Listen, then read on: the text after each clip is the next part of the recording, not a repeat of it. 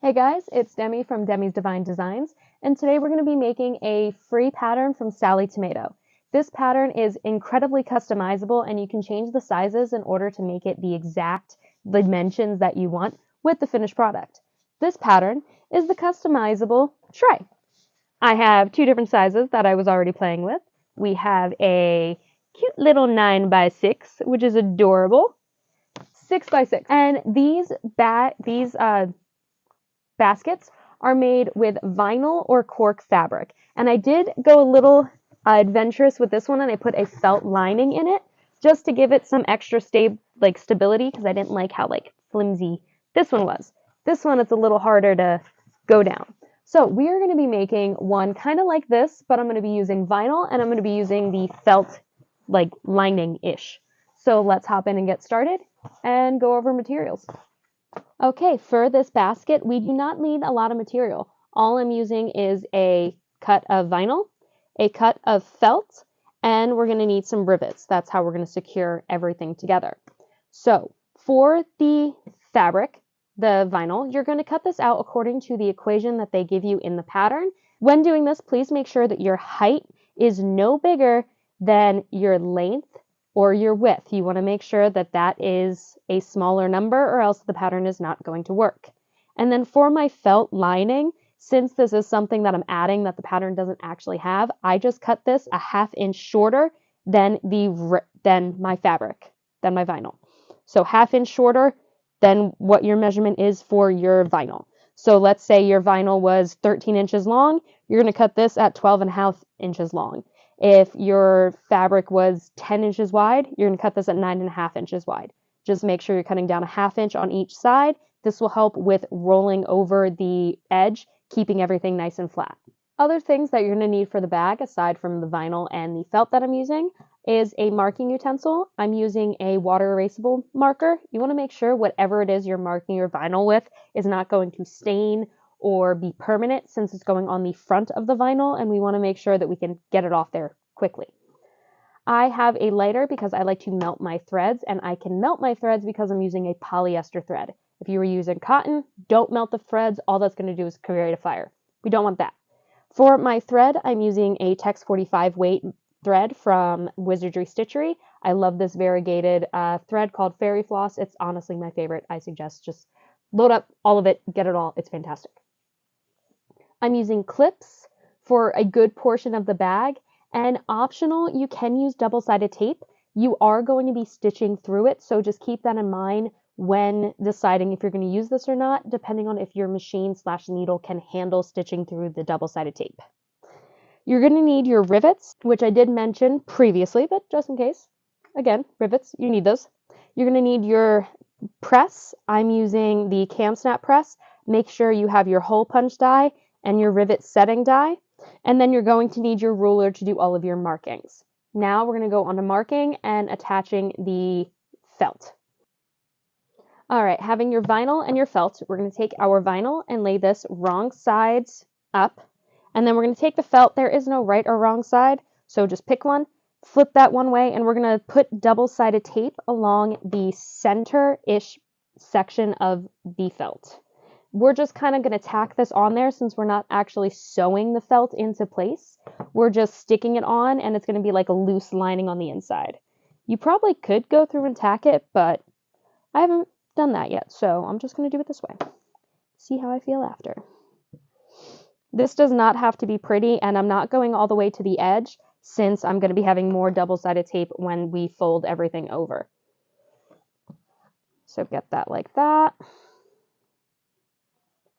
Peel off the tape, and we're just going to eyeball center this on top of our vinyl. Does not have to be perfect. We just need to make sure that it's not like hanging off of one side or anything like that. Peel. Peel. Okay. Deep. Eyeball center-ish. Good enough. Sort of. I don't like how that's hanging on that side. Okay, there we go. Perfect. Now that we have that, we're going to do some markings on our vinyl, getting it prepped for stitching. So flip this back right side up, make sure everything is laying flat. This vinyl from Purple Dragon Fabrics is very like stretchy. It moves a lot. So it's going to be very interesting to see how it's going to go with this vinyl. But anywho, we're going to start doing markings on our corners. What you're going to do is you're going to create a box around each corner that is the size of your height. So for me, my height size is 3. So I'm just going to take my ruler and saying, thankfully this is a 3-inch ruler, so I can just fume around the whole thing and mark your 4 corners.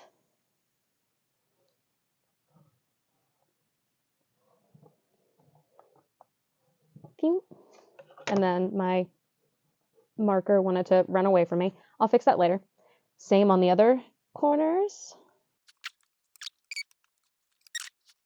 Beautiful. Now we're going to go through and mark another tiny little section where we're going to cut out the kind of like tip triangle. So we're going to go a 1/2 inch, do a tiny little notch, just doing a mark. We're not doing a full square on that one. We're just doing tiny little notches so we can attach these diagonally. So attach those two with a diagonal line, creating a little tail that we're going to have to trim off. We're going to do that for all 4.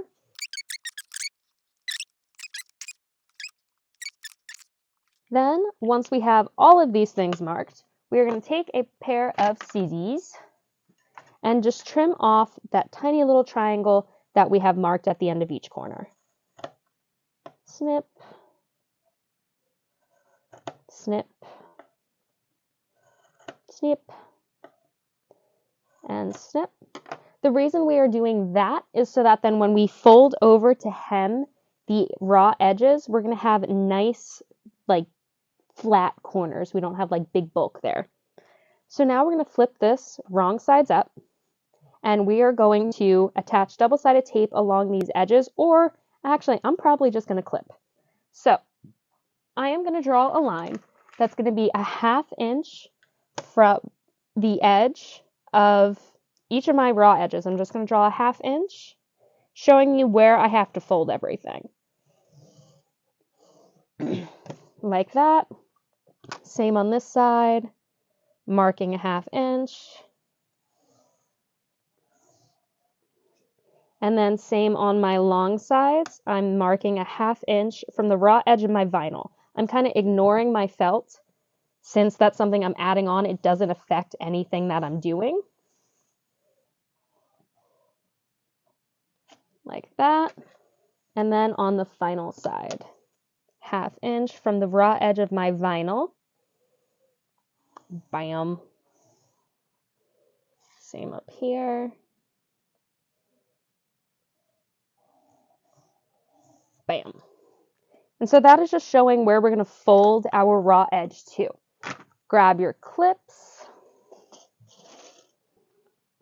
and fold your raw edge to meet that line that you drew, clipping into place.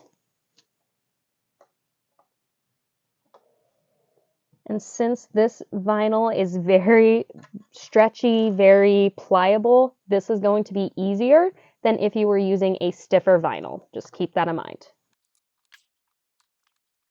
Okay, I'm giving up on the clips. I'm doing double-sided tape. Double-sided tape. It does not take me long to get fed up with wanting to fight with stuff and just be like, that's it, I'm taping it.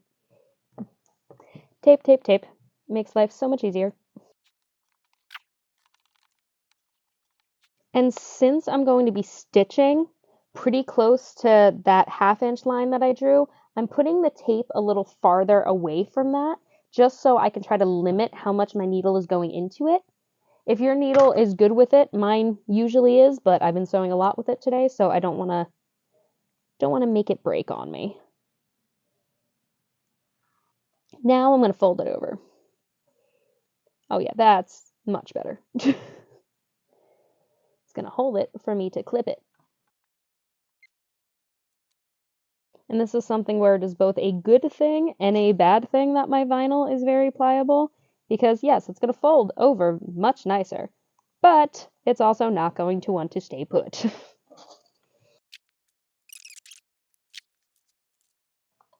Okay, on to the next side. Same thing, fold it, and now try to make this edge cute-ish if you can. If not, it's not really going to make that big of a difference. But if you're particular about it, try to make it nice and cute. Line everything up the best you can. And continue folding. Same to the other side.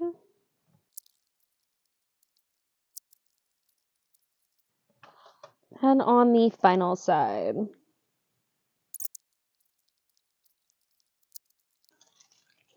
All right, perfect. Once you have that clipped, you're going to have all the raw edges clipped inwards, covering the raw edge of the felt. Now, that is definitely a lot easier to do if you do not have the felt. The pattern does not call for the felt. I just like the structure that the felt gives the vinyl, because especially this vinyl is very flimsy. Now we're going to head over to the sewing machine and we are going to stitch down these raw edges at about 1/8 of an inch seam allowance around all 4 of the edges, securing everything into place.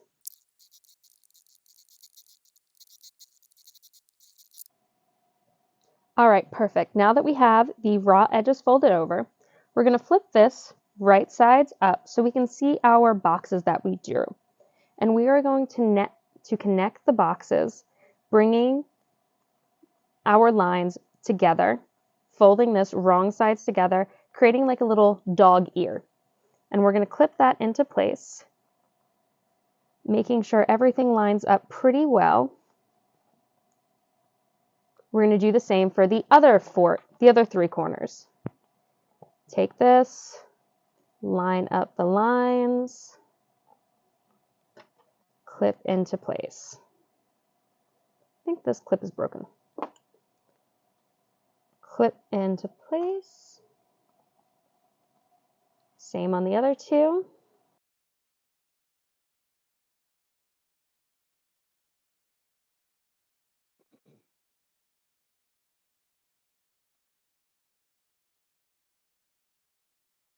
And when you're clipping into place, you want to make sure that the raw edges are lining up pretty evenly, like pretty flat, just to help everything look nice and uniform and keep everything even. So when we go to do our top stitching in a moment, everything is going to stitch up evenly.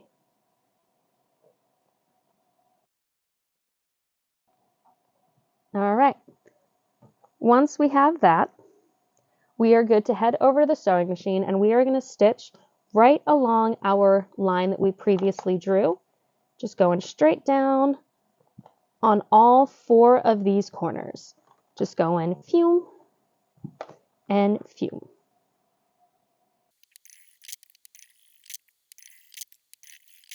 Now that we have those triangles stitched, you can kind of see what your little basket is going to look like, and it's going to look adorable.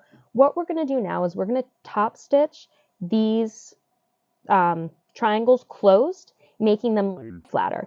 When doing this, I suggest you kind of get a game plan in your head as to which way you're going to have these dog ears going, so you know which side of the fabric you want facing up as you're stitching. So this one I'm going to fold this way.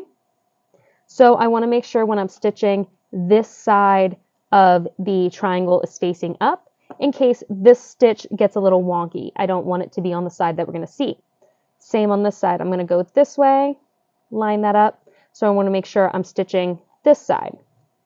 Same with this one, this way, stitch. You can also have them go towards each other, depending on which, actually, I think I'm going to do that because I like how that looks. So for this, I'm going to stitch this one facing up, this side facing up, and then I'm going to go this way and these 2 sides facing up. The pattern does suggest that you rotate the sides that your triangles are going on. I just like the look of having them go towards each other. You do what works best for you. So we're going to head over to the sewing machine and we're going to top stitch, kind of just following our line that we already stitched, so that then we have these triangles closed. And we're just stitching the triangle. So go from your width line out to your point on all 4 of your triangles.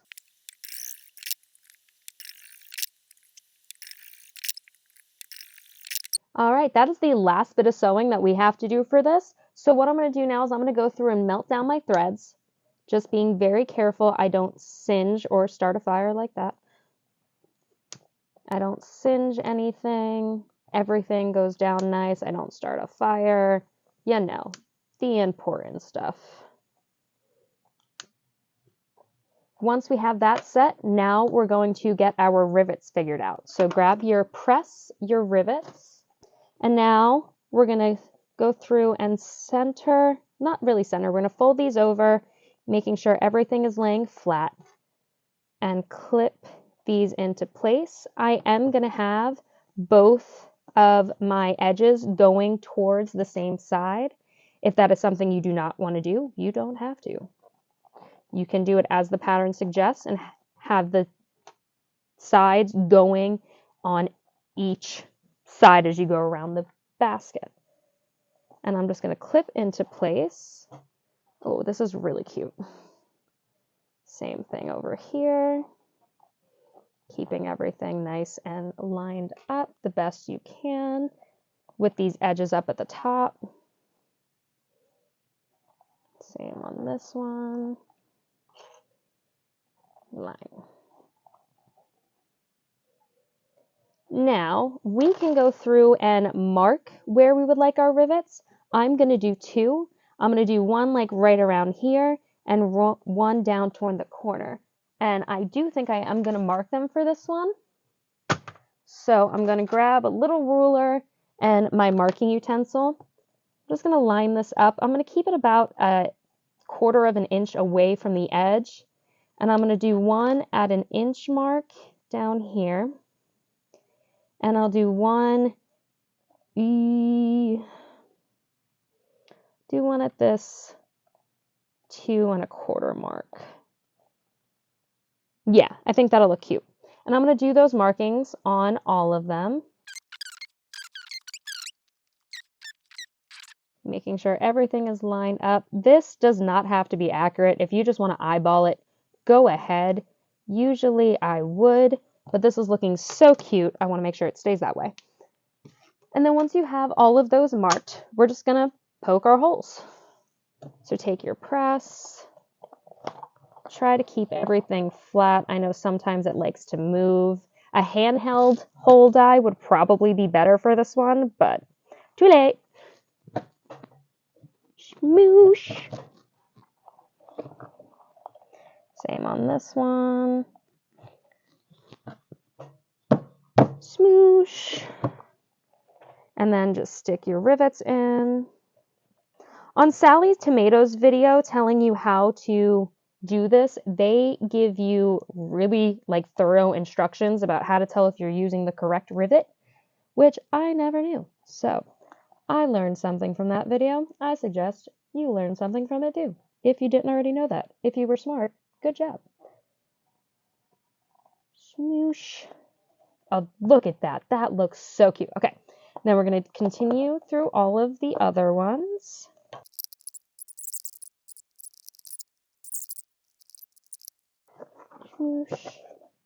Once you have all of your rivets snapped into place, not set yet, you can remove your clips. And then we're going to switch our dies to our rivet setting die and then set these rivets into place. And perfect. There is your cute little basket. Okie dokie, here is our adorable little basket. This is really cute. It comes together so quickly, and you can do a ton of different customizations with this. I think something like this would be really cute to do in a set of 3 with different sizes. I do have more of this vinyl and this felt, so I'm probably going to do that. I think it'll be a cute little gift to give for somebody. And again, you could play with the size. I made this one 3 inches tall, which I think is a good size for what I did for the rest of this. I did it 3-inch tall. I think I did 6 and 4. Yeah, that sounds about right. So we have that one that I did that came out really good. Then we have this one that just so cute. This was the first one that I did the lining on, and I like how it gives it structure. It's not flimsy even with this one. It's very smooshy. It is smooshy, but it's not gonna like flop. Like this one kind of flops. So like when I put it on here, you see how the ends kind of poof out. It doesn't have as much like meat to it as the ones with the lining do. So just keep in mind when you're picking your materials. If you're doing like a flimsy material like this one, it's going to be more squishy. Cork is a very good structured material anyway, and then just adding this felt lining on the inside makes it even more structured. So this kind of holds its shape a lot better.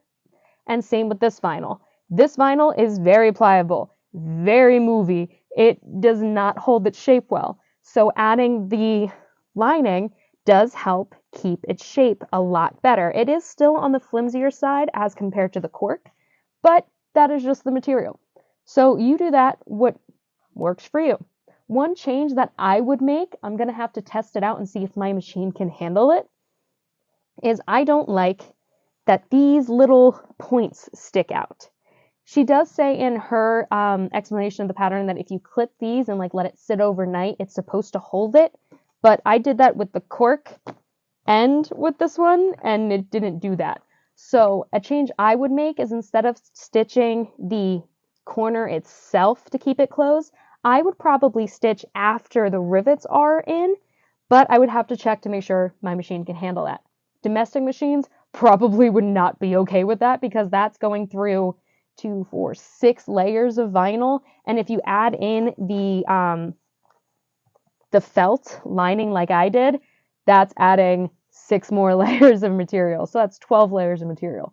So it's definitely something I'm gonna have to try, and I will let you guys know if that actually works.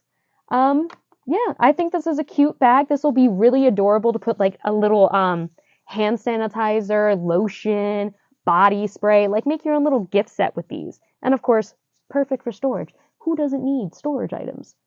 Everybody needs storage items. So these are perfect.